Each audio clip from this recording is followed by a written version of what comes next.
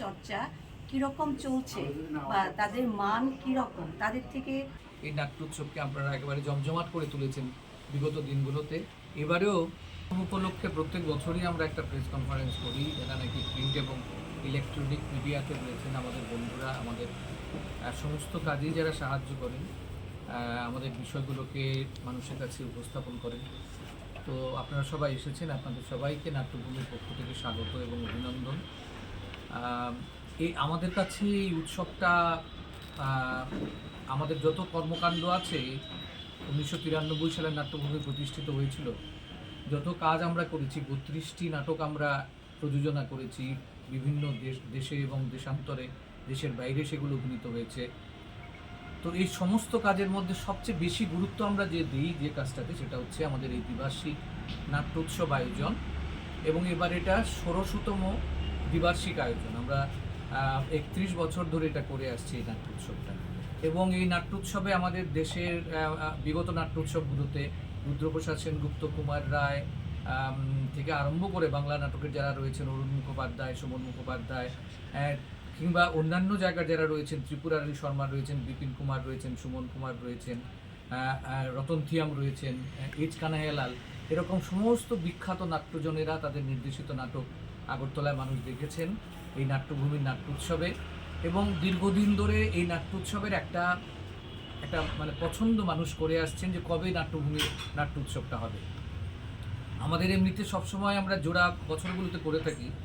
শুরু হয়েছিল 1994-তে, ফলে স্বাভাবিকভাবেই 1924-এ হওয়ার কথা, কিন্তু নানা কারণে আমাদের একজন প্রবীণ বন্ধু, আমাদের একবারে প্রতিষ্ঠা সদস্য, সেও প্রয়াত হয়েছে। সমস্ত কিছু কারণ মিলিয়ে আমরা এবার এই জানুয়ারিতে আরম্ভ করলাম।